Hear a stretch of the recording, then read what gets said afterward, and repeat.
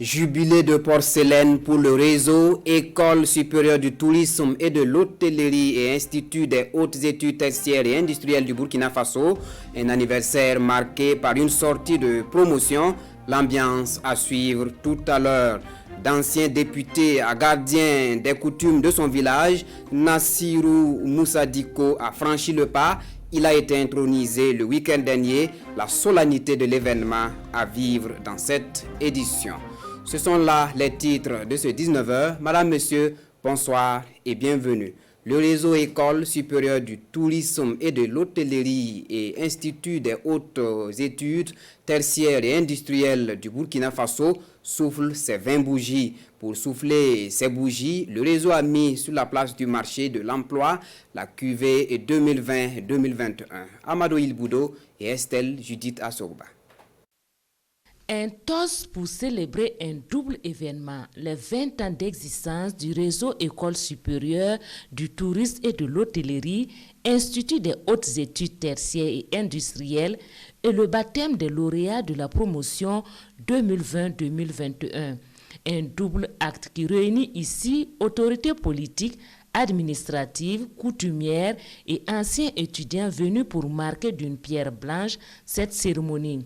20 ans jalonnés de succès mais aussi d'embûches, une occasion pour l'école de marquer une halte pour tirer des enseignements et se projeter sur les défis futurs. C'est de donner encore plus de diplômés, d'étudiants formés dans les entreprises, être en collaboration avec les structures pour pouvoir peut-être que les enfants puissent avoir une insertion facile sur le marché de l'emploi. Le second acte, c'est la mise sur le marché de l'emploi de 120 lauréats de la promotion 2020-2021 issus des filières du tourisme, de l'hôtellerie, du transport logistique et du transit. Une promotion baptisée Pierre Zungrana, PDG de l'hôtel Pacifique. Nous sortons avec un diplôme de gestion en tourisme. Nous nous préparons à nous battre pour développer le tourisme interne au Burkina Faso. Je les rassure que le volet tourisme et hôtellerie fait partie de nos compétences. Donc lorsque l'occasion se présentera, nous verrons comment les accompagner pour leur insertion. En 20 ans d'existence, cet institut de formation a mis environ 6 000 compétences qui exercent aujourd'hui dans plusieurs secteurs d'activité. Et cela grâce à la persévérance, au courage et aux multiples sacrifices du corps professoral. La deuxième édition des JKO, les journées du cinéma amateur de Ouagadougou, se sont ouvertes le jeudi dernier. Durant 3 jours, 2 jeunes élèves des différents établissements de la ville de Ouagadougou se sont essayés au métier du cinéma. Vincent Tienrebeugo. Le Roi de décembre, un film des élèves du lycée technique Sangoulé la mise en œuvre, projeté ici à l'ouverture de la deuxième édition des 72 heures des JKO, journée du cinéma amateur de Ouagadougou. Des journées au cours desquelles les meilleures œuvres retenues des établissements seront projetées. À la base, on a reçu vraiment une formation de taille et ça nous a vraiment permis de surmonter les obstacles qui se présentaient à nous. Nous avons la maison de l'entreprise qui doit passer, s'entretenir avec les jeunes sur l'entrepreneuriat. Et il y a l'ISIS aussi, le directeur lui-même aussi, qui doit aussi s'entretenir avec les jeunes sur les opportunités d'accéder à l'ISIS SE ici. À cette projection, les cinéphiles sont essentiellement composés d'élèves venus suivre leur propre réalisation. Et avec eux, des invités, dont des cinéastes professionnels, qui suivent avec intérêt. Pour cette deuxième édition des JKO, 47 films, dont 10 des étudiants de l'ISIS, l'Institut supérieur de l'image et du son, seront projetés. Et les meilleurs seront primés. Dans le tas. De 1998 à maintenant, il n'y a eu aucun changement. Je vous l'annonçais en titre, Nassirou Moussa Diko est officiellement chef de la communauté Peul de Bouloy, un village de la commune de Dori. Souleymane Sanou et Pini Diayanou nous signent les ambiances et le commentaire de ce reportage. Bouloy, village de la commune de Dori, est en fête. Pour cause, après 5 ans passés, ils ont aujourd'hui un chef coutumier, Nassirou Diko, ancien député à l'Assemblée nationale. Ici, nous assistons à son intronisation par les forgerons et les bénédictions des imams de Dori. Après s'être intronisé, le nouveau chef doit passer un moment dans cette case. La cohésion sociale et la paix, c'est sous ces signes que le nouveau chef place son mandat. Le rôle que nous devons jouer actuellement est le rôle de cohésion au niveau du village. Il faut que la population elle-même, elle s'entende, elle s'accepte, elle se tolère pour que effectivement le développement, l'État puisse même assurer le développement au niveau du village. Un chef, c'est celui qui rassemble. Un chef, c'est comme une poubelle. Un chef, c'est celui qui instaure la cohésion sociale. Un chef, c'est celui qui construit des projets structurants pour son peuple. Et c'est à partir de ce qu'il écoute qu'il construit son opinion. Aujourd'hui, on est fiers, on est satisfait d'avoir pu introniser en fait un chef. Parce qu'au moins, c'est la référence sociale. Au-delà de la cohésion sociale et le vivre ensemble, le chef Diko compte également vertir son essor territorial en plantant 3 000 à 5 000 plants par an.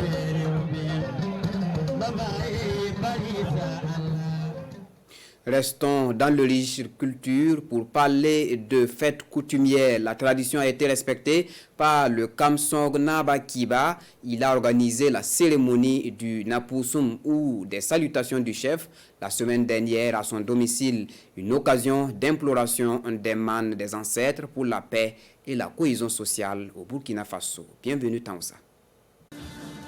C'est le moment venu pour le Kamsong Nabakiba de se présenter en public pour recevoir les salutations et les vœux de ses sujets comme l'exige la tradition. Et pour la circonstance, des autorités coutumières, administratives, politiques, amis et connaissances venus communier avec ce chef traditionnel. C'est une tradition que nous perpétuons chaque année. Certains l'appellent Rayungu, d'autres Napusum. Il est fait obligation à tout chef de le célébrer le moment venu, parce que cette fête est le socle de la cohésion et de la paix dans le royaume. Ce Napusum est placé sous le signe de la cohésion. Il se tient à un moment où le Faso traverse des moments difficiles, marqués notamment par l'insécurité et le repli identitaire. Au nom du Mogo Naba et de tous ces ministres que nous sommes, nous implorons Dieu et les man des ancêtres pour la paix, la cohésion sociale et la sécurité dans notre cher pays. Une tradition respectée depuis 2016 par le Kamsong Nabakiba, soit depuis 1 an après son intronisation. Le partage du repas et la réjouissance populaire font partie des temps forts. Les réjouissances populaires étaient également au rendez-vous de la 3e édition du Festiport 2021 tenu à Bobo Dioulasso la semaine dernière.